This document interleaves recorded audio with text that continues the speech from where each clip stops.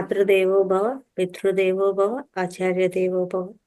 మనకు ఇంత చక్కటి ధ్యానాన్ని, జ్ఞానాన్ని అందించిన బ్రహ్మర్షి పితామహ పత్రిజీ గారికి, రమణ మహర్షుల వారికి, గౌతమ బుద్ధుల వారికి, ఆదిశంకరాచార్యుల వారికి, మహావతార్ బాబా గారికి, సమస్త గురుమండలానికి, ఈ భూమాతకు, ప్రకృతి మాతకు, ఈ విశ్వానికి అందరికీ ఆత్మ నమస్కారాలు.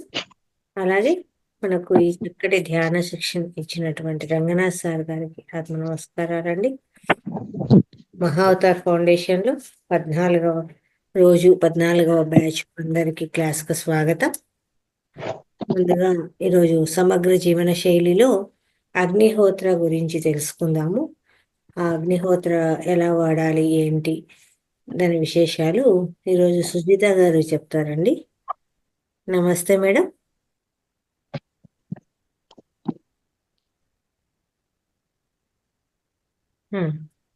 వాయిస్ రాలేదు. చేయమంటారా మేడం గారు? చెప్పండి అమ్మా.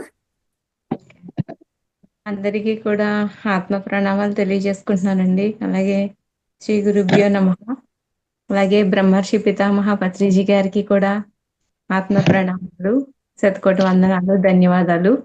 అలాగే గురువులందరికీ కూడా నా ఆత్మ ప్రణామాలు. అలాగే మా సమస్త జీవ ప్రాణకోటికి, జగన్నాథ్ మాస్టర్ గారికి, తర్వాత లలిత మేడం గారికి, జూమ్ సెషన్ లో ఉన్న అందరికీ కూడా, ఆత్మ బంధువులందరికీ కూడా ఆత్మ ప్రణామాలు తెలియజేసుకుంటూ, నాకు ఈ రోజు ఇచ్చిన ఈ అవకాశానికి థ్యాంక్ యూ మేడం గారు. ఇందులో సమగ్ర జీవన శైలిలో భాగంగా ఈ రోజు అగ్నిహోత్ర గురించి చర్చించుకోబోతున్నామండి. అగ్నిహోత్ర అంటే అగ్నితో చేసే హోత్రం అంటే అగ్ని శక్తి.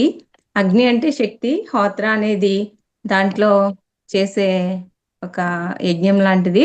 అది ఇలా చేయడం వల్ల చుట్టూ ఉన్న వాతావరణం పూర్తిగా శుద్ధం అవుతుంది. దీని యొక్క ఫలితం ఏంటంటే చుట్టూ ఉన్న వాతావరణం పూర్తిగా పరిశుద్ధం అవుతుంది. అలాగే ఇది ఎక్కడి నుంచి వచ్చింది, ఎలా వచ్చింది అంటే వేదిక్ సైన్స్ నుండి, వేదిక్ పీరియడ్ నుండి కూడా వచ్చిన సైన్స్ అండి ఇది. అలాగే ఇది వేదాల్లో కూడా చెప్పబడింది. దీనిని ఆయుర్వేదంలో కూడా దీని గురించి ఉంది.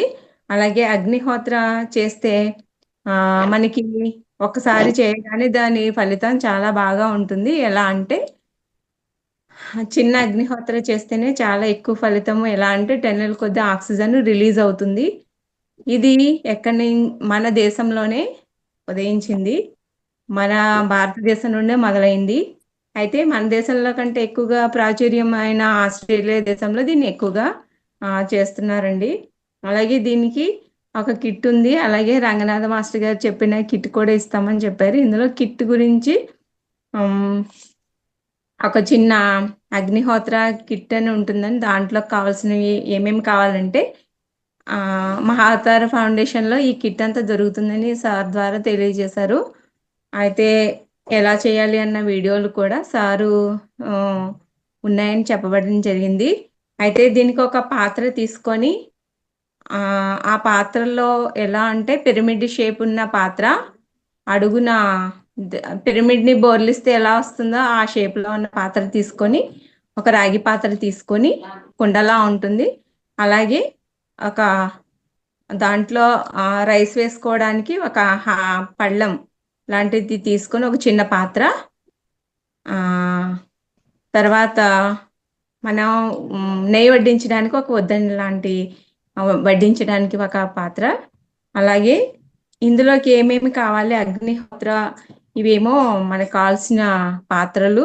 తర్వాత దీనికి కావాల్సిన కిట్లో కావాల్సినవి ఏమేమి మనం హోమం చేసేటప్పుడు ఎలా అయితే వడ్డిస్తామో అలాగే నెయ్యి, రైస్, అన్బ్రోకెన్ రైస్ అన్నారండి, అంటే విరిగిపోని బియ్యం, స్ట్రైట్గా ఉన్న బియ్యం, ఎండిన పిడకలు, అలాగే ఆవు నెయ్యి, నాటు ఆవు నెయ్యి, అలాగే కొంచెం కర్పూరం, అలాగే ఒక అగ్గిపెట్టె, చిన్న పక్కన నెయ్యి దీపం కూడా వెలిగించుకుని పక్కన పెట్టుకోవాలి అని చెప్పబడింది.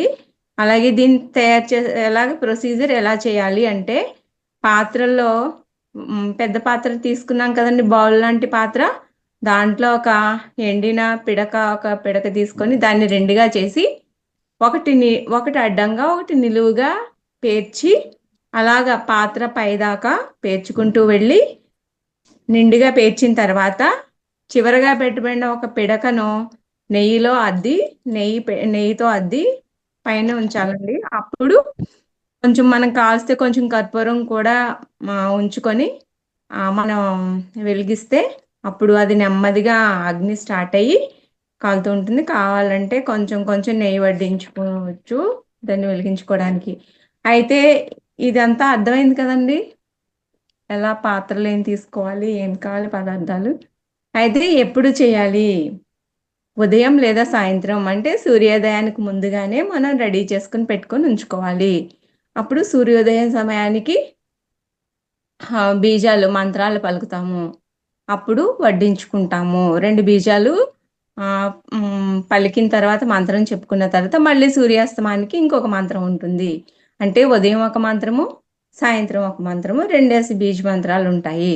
అప్పుడు అవి చదువుతూ వడ్డించుకుంటూ మనం హోత్రం చేసుకుంటాం. అప్పుడు దీనివల్ల ఫలితం ఏంటంటే చాలా అద్భుతంగా ఉండి ఆక్సిజన్ టన్నుల కొద్దీ రిలీజ్ అయ్యి చాలా ప్రశాంతంగా ఉంటుంది.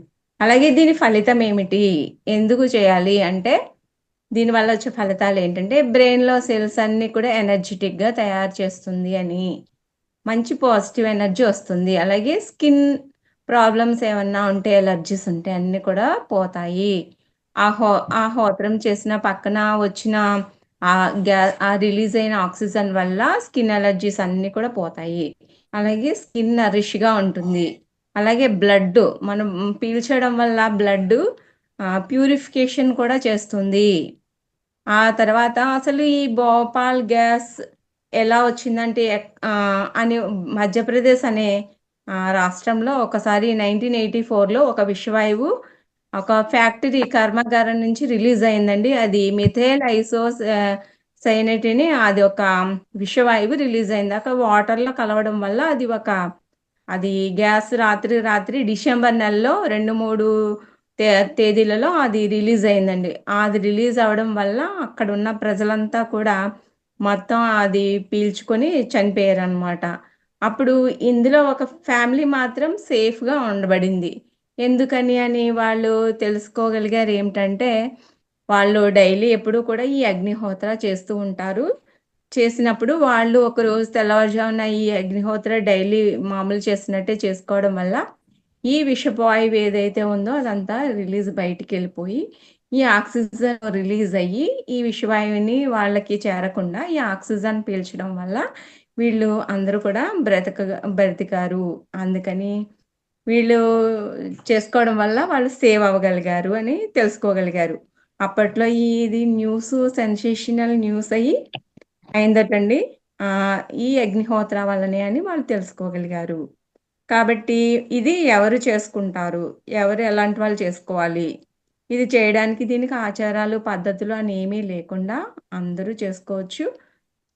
సింపుల్ పద్ధతిలో ఎలా అయినా సింపుల్గా చేసుకోవచ్చు. ఎవరు చేస్తారు, ఎవరు చేయొచ్చు అంటే ఆడవారు చేసుకోవచ్చు, మగవారు కూడా చేయొచ్చు. దీనికి సార్ వాళ్ళ చెప్పిన ప్రకారం అయితే హిమాలయాస్లో ఉన్న ఈ గాయత్రి పరివార సంస్థ వాళ్ళు బాగా ప్రాచుర్యం చేశారని, శ్రీ పండిత శ్రీరామాచార్యులు గారు దీనిని ఎక్కువగా ప్రాచుర్యంలోకి తీసుకొచ్చి చేస్తున్నారని సార్ గారి ద్వారా మనకి చాలా విషయాలు తెలియజేశారండి. అలాగే ఇది ఎక్కడెక్కడ చేసుకుంటాము అంటే అపార్ట్మెంట్లో చేసుకోవచ్చు, వ్యవసాయ పొలాల్లో చేసుకోవచ్చు, అలాగే పంటలు పండించే ప్రదేశాల్లో చేసుకోవచ్చు, అలాగే ఆఫీసుల్లో చేసుకోవచ్చు, ఇళ్లలో చేసుకోవచ్చు, ఎక్కడైనా సరే చేసుకోవచ్చండి. అలాగే దీనికి మంత్రాలు ఏముంటాయి, ఉదయం సాయంత్రము 2 వేరు మంత్రాలు ఉంటాయి. దీనికి 2 బీజాలు ఉంటాయి. ఎలా పలుకుతాము అంటేనండి, ఉదయం సూర్యోదయం సమయంలో సూర్యాయ స్వాహ, సూర్యాయ ఇదం నమః అని ప్రతిసారి ఒక బీజం చెప్పినప్పుడు నెయ్యి వడ్డించుకుంటాము. అలాగే రెండొక బీజం చెప్పాలి మళ్ళా, అంటే 2 ఆహుతులు ఇచ్చుకుంటారు. ఒక ఆహుతి ఇచ్చినప్పుడు సూర్యాయ స్వాహ, సూర్యాయ ఇదం నమః అని ఒకసారి, అలాగే రెండవ ఆహుతి అంటే ఉదయంలోనే 2 బీజాలు 2 ఆహుతులు ఇచ్చుకుంటాం కదండి. అప్పుడు ప్రజాపతయే స్వాహ ప్రజాపతయే ఇదం నమః అని ఈ నెయ్యి వడ్డించుకుంటూ 2 బీజాలు చేసుకుంటూ ఈ 2 మంత్రం ఉదయం 2 సార్లు పఠించుకుంటామండి. అది చేస్తాము, హోత్రం చేస్తాము.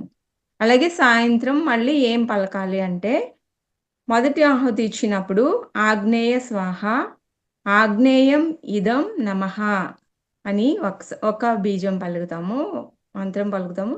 అలాగే రెండవ ఆహుతి ఇచ్చుకుంటాం, మళ్ళీ వడ్డించుకుంటాం కదా, అప్పుడు ప్రజాపతయే స్వాహ ప్రజాపతయే ఇదం నమః అని ఒక్కసారి బీజం మళ్ళీ పలికి చేస్తామండి. ఇది ఉదయం సాయంత్రం 2 సార్లు ఇచ్చేసుకుంటాం. తర్వాత దీన్ని ప్రాశస్త్యం ఏమిటంటేనండి, మహారాష్ట్రలో ఉన్న షిరిడీలో అక్కల్కోట్ అనే ప్రదేశంలో ఆ సంస్థానంలో అక్కల్కోట్ మహారాజ్ గారు ఈ అగ్నిహోత్రి గురించి ప్రచారం చేస్తున్నారన్నమాట. అంటే దీనికి చాలా అద్భుతమైన ఫలితాలు ఉన్నాయి కాబట్టి వేదాలలో పురాణాల్లో ఋషులు మహర్షుల దీని గురించి వర్ణించబడింది కాబట్టి ఇది అందరూ అంటే చేసుకోగలిగినంత స్తోమతలోనే ఉంటుంది. గిట్టుకు కూడా పెద్దగా ఇబ్బంది ఏమి ఉండదు. ఉదయం సాయంత్రం డైలీ చేసుకున్నా కూడా చాలా చాలా మంచి ఫలితాలు ఉంటాయని చెప్పబడడం జరిగిందండి. అయితే దీనికి ఏమిటండి రీసెర్చ్ సైంటిఫిక్గా అంటే మనకి చుట్టూ ఉన్న వాతావరణము దీనివల్ల ఉపయోగాలు ఏమిటి అంటేనండి, చుట్టూ ఉన్న వాతావరణాన్ని పరిశుద్ధంగా చేస్తుంది. ముఖ్యంగా ఆక్సిజన్ రిలీజ్ చేస్తుంది. ఆక్సిజన్ రిలీజ్ చేస్తుందంటే మనకి ఇంచుమించు నెగిటివ్ ఎనర్జీ అంతా కూడా పాయిజనస్ గ్యాస్ ఏదైతే ఉందో అంత బ్యాడ్ అంతా తీసివేయబడుతుంది. అలాగే నెగిటివ్ ఏమన్నా ఉంటే అన్నీ కూడా పోతాయి. అలాగే కీటకాలు మనకి ఎక్కువగా మస్కిటోస్ ఇబ్బంది ఉండదు. మస్కిటోస్ అన్ని వెళ్ళిపోతాయి.